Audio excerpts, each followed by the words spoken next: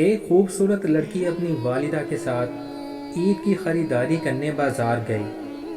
وہ کبھی ایک دکان پر کبھی دوسری دکان پر کتنے ہی جوتے اور کپڑے دیکھ چکی تھی، مگر اسے کوئی چیز پسند نہیں آ رہی تھی۔ ساتھ چلتی ہوئی اس کی بوڑھی ماں دھیرے سے بولی، بیٹیا کچھ لے بھی لو۔ نہیں امی جان، رہنے دیں، مجھے اچھا نہیں لگ رہا کچھ بھی۔ ایک دکاندار ان کی طرف بڑھا اور انہیں روکتے ہوئے بولا، میڈم ادھر آئیں، یہ ڈریس دیکھیں۔ دکاندار کو وہ لڑکی کسی امیر باپ کی بیٹی لگ رہی تھی، لیکن اس نے دکان کے باہر لگے سوٹ جن پر سیل کے ساتھ 2500 کا لیبل لگا ہوا تھا وہ دیکھ کر وہاں کھڑی نہ رہ سکی۔ لڑکی کی ماں پھر سے بولی، لیتی کیوں نہیں بٹیا؟ لیکن ماں کا دل کہہ رہا تھا، بٹیا نہ لے، یہ بہت مہنگا ہے۔ وہ بھی بیٹی تھی، سب جانتی تھی۔ بولی، امی جان ایسا کرتے ہیں کہ ابھی کچھ بھی پسند نہیں آ رہا تو عید کے بعد آ جائیں گے۔ ماں نے بھی کہا، چلو ٹھیک ہے، جیسے تمہاری مرضی۔ واپسی پر اس نے ایک دکان میں بہت سی عورتوں کو بھرے ہوئے شاپنگ بیگز کے ساتھ دیکھا تھا۔ وہاں اس کی نظر ایک چھوٹی سی بچی پر پڑی جو اس دکان کے باہر کھڑی شیشے میں سے کپڑوں کو حسرت سے دیکھ رہی تھی۔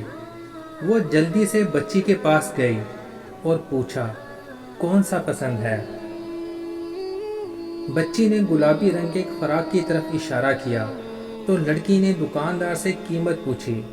دکاندار نے کہا، 1500 روپے ہے باجی۔ اس نے اپنا پرس دیکھا تو صرف 1300 روپے تھے۔ لڑکی نے کہا، بائی بحث نہ کرنا، میرے پاس اتنے ہی پیسے ہیں۔ دکاندار نے جلدی سے سوٹ پیک کر دیا۔ لڑکی نے سوٹ پکڑ کر شاپر سمیت بچی کے ہاتھ میں تھما دیا اور پیار سے پوچھا، بیٹا آپ کے امی ابو کدھر ہیں؟ بچی نے کہا، دادی جان کہتی ہیں امی ابو اللہ کے پاس گئے ہیں۔ لڑکی نے پوچھا، تو آپ کس کے پاس رہتی ہو؟ اس بچی نے جواب دیا، میں اور دادی اکیلے ہیں، اور اشارے سے کہا، وہ ہیں دادی۔ ایک بوڑھی عورت ویل چیئر پر بیٹھی دوپٹے سے آنسو صاف کیے جا رہی تھی۔ لڑکی اس بچی کی دادی کے پاس گئی اور پوچھا، اماں کیا ہوا، آپ رو کیوں رہی ہیں؟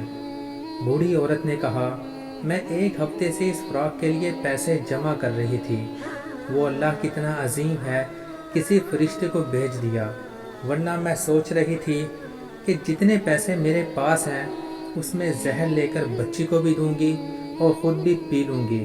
تمہارا بہت شکریہ بیٹی۔ لڑکی کہنے لگی، اچھا اماں آپ اس کو گھر لے جائیں، میں چلتی ہوں، مجھے جانا ہے، اپنا خیال رکھنا۔ بچی اور دادی اس کو دیکھتے ہی رہ گئے، جو اپنی خوشی کو کسی اور کے لیے قربان کر کے چلی گئی۔